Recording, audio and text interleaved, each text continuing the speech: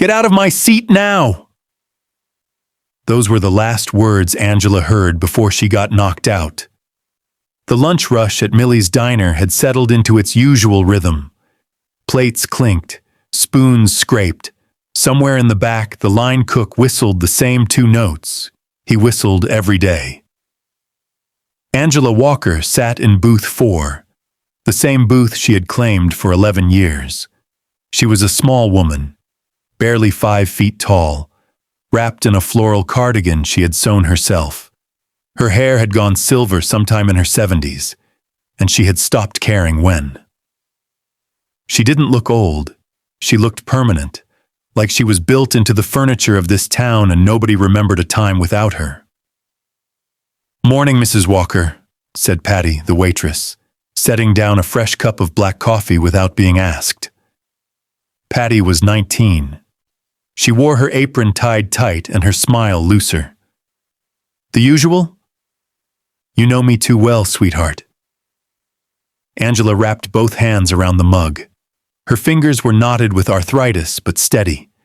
They had always been steady. This was the woman who had walked 3 miles through a February ice storm to deliver soup to the Dawson family after their furnace died. The woman who organized every church potluck, coached Little League in the summer, and quietly, without ever telling a soul, paid the electric bill for 2 families on her street when they couldn't. Angela Walker was not just liked in this town. She was load-bearing. Then the door slammed open, not opened, slammed, like someone had kicked it with purpose. The bell above the frame didn't jingle. It rattled.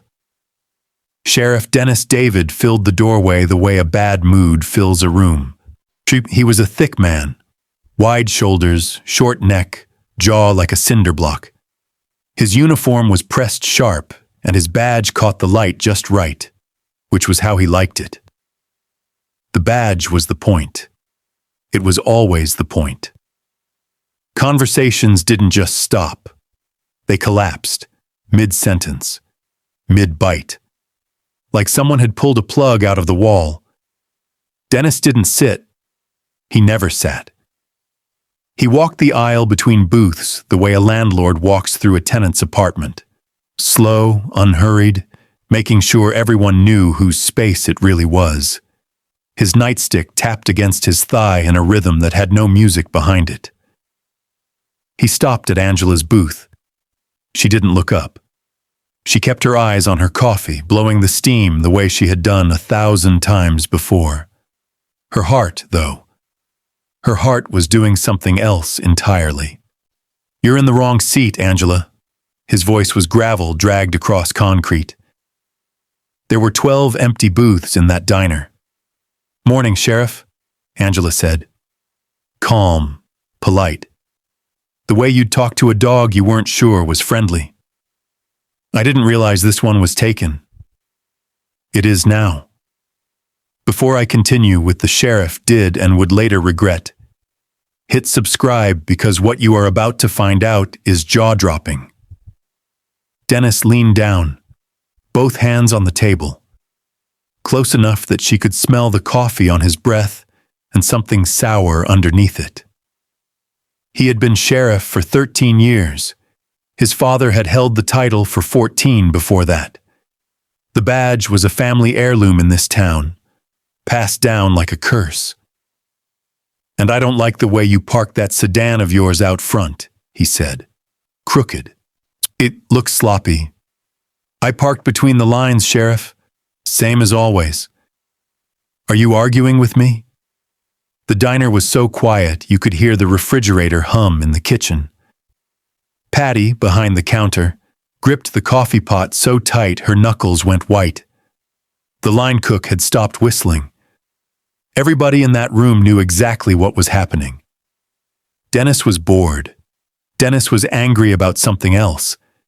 And Dennis needed someone small enough to break on. Angela looked up. Her eyes were dark brown, deep and clear. "I'm not arguing, Sheriff," she said. "I'm stating what happened." Something shifted in Dennis's face. A flicker. the kind of thing you see right before a storm changes direction. He reached out and nudged her coffee cup. Just a nudge. Calculated. Precise. The hot black liquid sloshed over the rim and cascaded across the table, soaking the front of Angela's cardigan and pooling in her lap. Angela gasped. She jumped, knocking her knee against the table. "Oh, Lord!" "Clumsy," Dennis said. Flat. Dead, like he was reading a weather report. "Look at the mess you made." "You did that." That was Patty, from behind the counter. Her voice shook, but it came out. Dennis turned his head slowly toward the girl. Just his head. The rest of him stayed exactly where it was. He held her gaze until she looked away. Then he turned back to Angela, who was dabbing at her ruined cardigan with trembling hands. "Apologize," he said. Angela stopped dabbing. She looked at the sheriff, and for the first time in that booth, her voice carried. "I have lived in this town longer than you have been alive, Dennis David. I baptized your daddy's cousin in that church down the street. I am not going to apologize to a bully." The word landed like a match on gasoline. Bully. Dennis's face went red. Not embarrassed red. Dangerous red. The kind of red that comes from a place most people don't let you see. He didn't think. He didn't hesitate. He swung his fist. The punch connected with the side of Angela's face with a sound that didn't belong in a diner. It was too loud, too hard, too real. Angela's head snapped sideways. She stumbled backward into the booth. Her hip caught the edge of the table and she went down. Not gracefully, not gently. She crumpled. Her glasses skittered across the tile and stopped somewhere near the legs of another table. A glass shattered somewhere. Nobody moved to pick it up. "Don't," Dennis said, pointing a finger down at her. "Ever talk back to the law again." Angela lay there for a moment, stunned, bleeding from the corner of her mouth. The woman who had never once in her life raised her voice in anger, on the floor of a diner she had been walking into for over a decade. Dennis straightened his uniform, adjusted his badge, turned, and walked out the way he came in. No one stopped him. No one said a word. The door closed behind him, and for a long time, nobody breathed. Dennis David thought he had just put an old woman in her place. He had no idea what he had just set into motion. Now that you have subscribed, tell me in the comments the city you are watching from. I want to know how far stories like this gets to. Before you can understand what happened next, you need to understand Angela Walker. Not the version Dennis David saw, an old woman in a booth, small enough to hit. The real version, the one the town was built around without anyone quite noticing. Angela had lived in Millhaven for 63 years. She had raised her son, Leon, in a 2-bedroom house on Elm Street, with a porch that sagged on one side and a garden that made the neighbors jealous on the other. She had worked as a teacher for 38 years, elementary school, the kind of teacher parents remembered long after their kids forgot. But it was the other things, the quiet things, that built her reputation.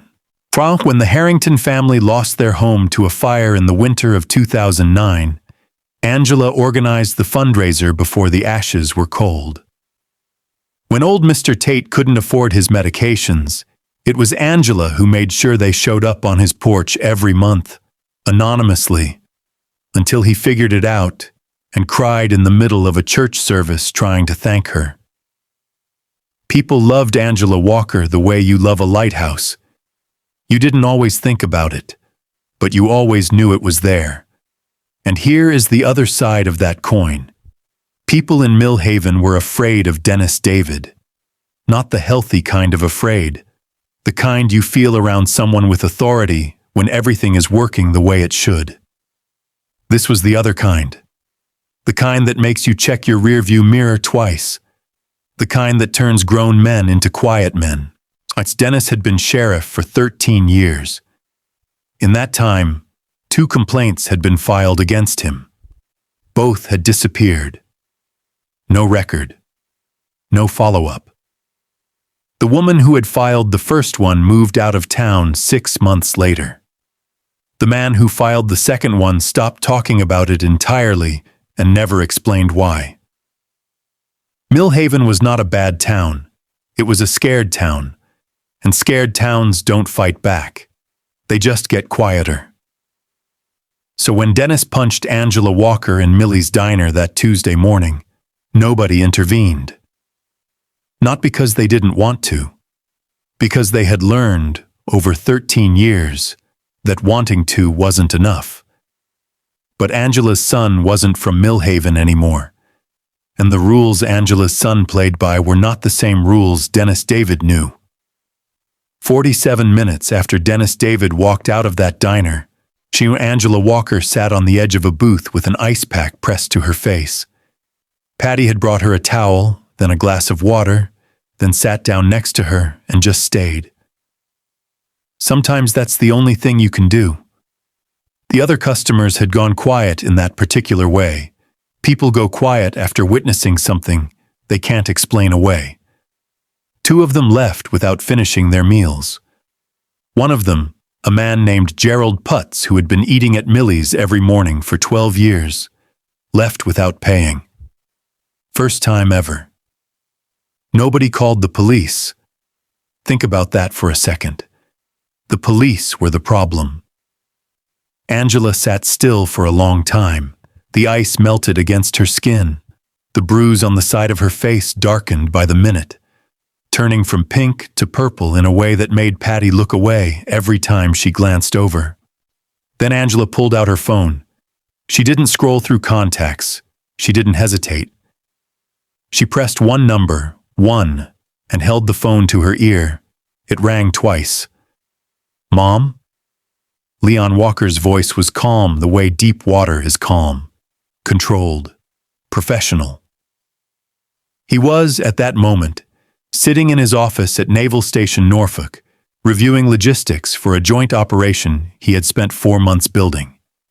He was 51 years old. He had been a U.S. Navy admiral for 3 years, and he had not called his mother in 6 weeks. That fact mattered more than he liked to admit. "Leon," Angela said. Her voice didn't crack. It didn't shake the way you might expect. It did something quieter. It got small. "Baby," she said, "I need you to come home." There was a pause. Not a long one. But it was the kind of pause that a man like Leon Walker did not usually allow himself. "Mom, what happened?"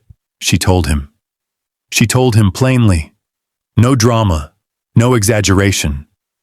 Just the facts, delivered the way a woman who had spent 4 decades in a classroom delivers information. Clearly, simply, and without filler. Leon listened. He didn't interrupt. He didn't gasp. He didn't say, "I'll kill him," the way a lesser man might. He said, "Don't move. Don't talk to anyone else. I'll be there by morning." He hung up, and then he sat in his office for exactly 90 seconds, staring at the wall. 90 seconds was a long time for Leon Walker to sit still. When he stood up, the expression on his face was not rage. It was something much more dangerous. Leon Walker did not come home the way you might expect an admiral to come home. No announcement, no press, no dramatic entrance. He drove a rental, a plain gray sedan, and he parked it on a side street 3 blocks from his mother's house. He showed up at her door at 5:47 in the morning, still in civilian clothes, carrying a duffel bag with 2 days' worth of nothing. Angela opened the door before he knocked. Mothers do that. She looked at him for a long moment. And then she looked at the bruise, which had turned a deep, ugly purple overnight. The kind of color that belongs in a painting, not on an old woman's face. Leon looked at it too. He didn't say anything. He stepped inside, set the duffel bag down, and hugged his mother. Not the quick, awkward hug of a man who had been away too long and felt guilty about it. A real one. The kind you give when you realize, all at once, how much time you've wasted. "Let me see," he said quietly. She tilted her face. He studied the bruise the way he studied maps, carefully, completely, memorizing every detail. "Has anyone else seen this?" "Half of Millie's diner." Leon nodded. That was information, not just an answer, information. He filed it away in the same part of his mind where he kept targeting coordinates and supply routes. They sat in the kitchen. Angela made coffee, black, the way they both liked it. And Leon watched her move around the kitchen with a quiet sadness he would never have admitted to. She moved slowly now, carefully. He hadn't noticed that before. Or maybe he just hadn't been paying attention. That was the flaw. The crack in the armor that Leon Walker carried everywhere but never talked about.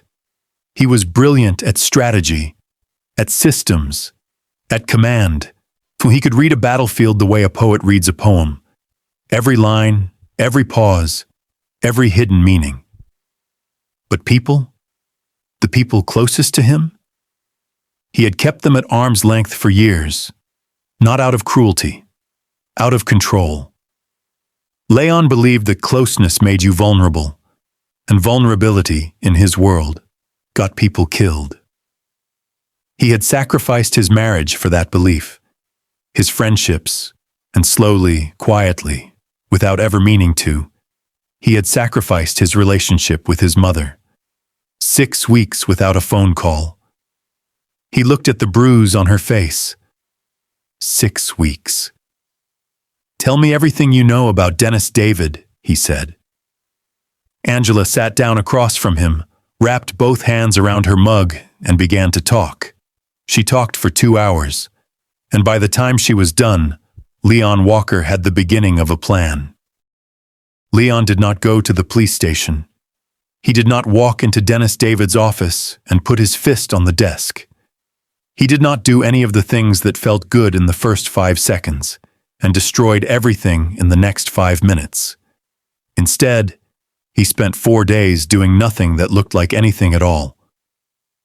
He walked the town, slowly, like a man relearning a place he used to know. He went to the hardware store. He sat at the library. He nodded at people on the street, some of whom recognized him, most of whom didn't. Admiral or not, Leon Walker had been gone for a long time. He had become a stranger in his own hometown. But he was watching. He was watching the way he had been trained to watch, not with urgency, but with patience. See, the kind of patience that comes from years of waiting for the right moment in operations, where one wrong move meant the difference between mission success and catastrophe. On the second day, he sat in the public records office for 6 hours. The clerk, a woman named Doris Hale, 70 years old, sharp as a tack, and the only person in Millhaven brave enough to roll her eyes when Dennis's name came up, gave Leon access to property records, budget allocations, and tax documents going back 15 years. What he found took his breath away. Dennis David owned 4 properties in Millhaven. 3 of them were purchased in cash. None of them were listed on any official disclosure form that the county required every elected official to file. "That's not legal," Leon said quietly.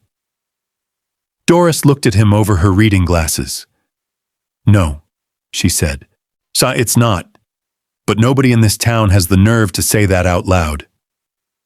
Leon nodded. He understood. On the 3rd day, he met a man named Walter Briggs. Walter was 58. He had lived in Millhaven his whole life and worked at the lumber mill until it closed.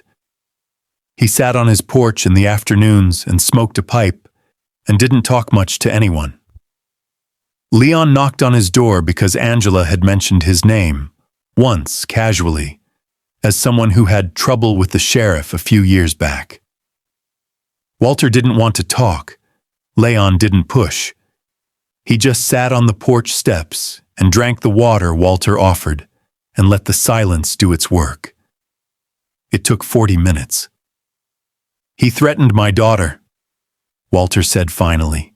His voice was flat, so he rehearsed, the way a man's voice gets when he's repeated something to himself 100 times in his head, but never said it out loud. "She was 17. She got a speeding ticket. Dennis pulled her over alone on Route 9 at night. He didn't give her a ticket. He gave her a warning. Said if she ever told anyone what he said to her during that stop, he'd make sure she never got into college." Walter looked at the sky. She didn't tell anyone, not for years, and by the time she did, nobody believed her. Leon wrote nothing down. He didn't need to. He remembered everything, and Walter Briggs was not the last person who had a story like that. On the 5th day, Leon Walker made a phone call, not to a lawyer, not to a reporter, to a woman named Agent Susan Cale, who worked out of the FBI's regional office in the state capitol, and who Leon had met twice at joint military-civilian briefings 3 years ago.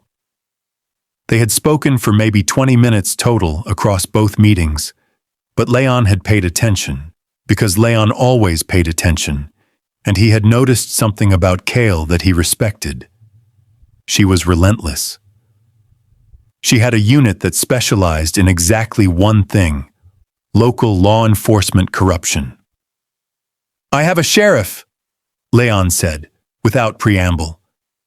13 years in office, undisclosed properties, intimidation of witnesses, physical assault of a civilian in a public place, and a town full of people too afraid to corroborate any of it on the record. There was a pause on the other end. "How solid?" Cale asked. "Oh, solid enough that I spent 4 days building it before I called you." Another pause. Shorter this time. "Send me what you have," she said. "I'll have someone on it within 48 hours." Leon sent her everything: property records, budget discrepancies, names, with permission, of 2 people willing to speak on the record if the right protections were in place, and a timeline, precise and clean, of the assault in the diner. He did not tell Cale who he was in relation to Angela Walker. That wasn't relevant. What was relevant was the evidence. The federal machinery started moving quietly. No announcements, no raids, just questions, asked in the right places at the right times, by people who knew how to ask without tipping their hand. Dennis David didn't know any of it was happening. Not yet. But small towns have a way of vibrating when something is shifting underneath them. People start noticing things. Conversations get shorter. Someone at the county courthouse starts pulling files that haven't been touched in years. And Dennis David, for the first time in 13 years, started feeling something unfamiliar. He started feeling watched. Dennis David had built his power on a simple foundation. Everyone in Millhaven was more afraid of him than they were angry at him. It was a balance, delicate, and it had held for 13 years because nobody had ever tipped it. Until now. The first crack showed up on a Monday. Ray Kessler, the county clerk who had rubber-stamped every document Dennis had ever put in front of him, suddenly started asking questions. Small ones, polite ones, but questions nonetheless. "Sheriff, I'm going to need you to refile this one. The numbers don't line up." Dennis stared at him. Ray had never said that before, not once in 13 years. "Since when?" Dennis asked. Ray didn't answer. He just looked at his desk. The second crack came from the city council.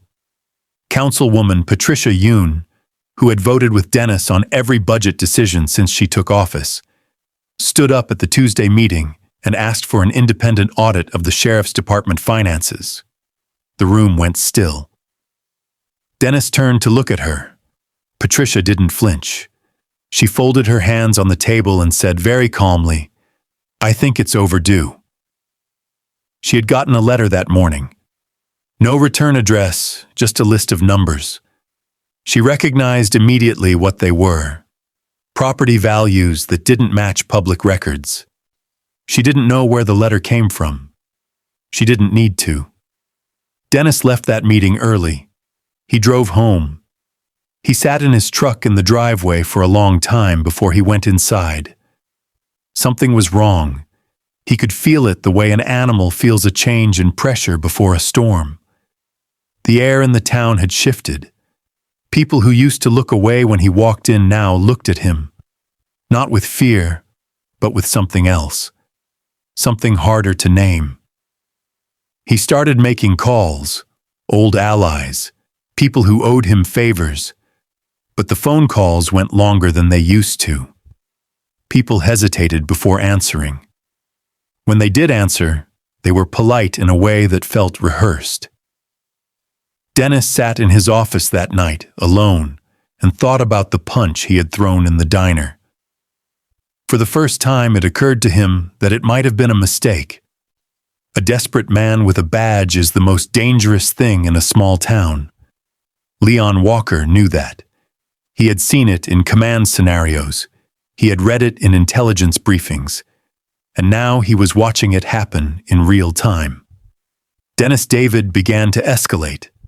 It started with intimidation. He started pulling people over on minor infractions, rolled stops, expired tags, broken taillights, people who had never been pulled over once in their lives. The message was clear. I'm still here.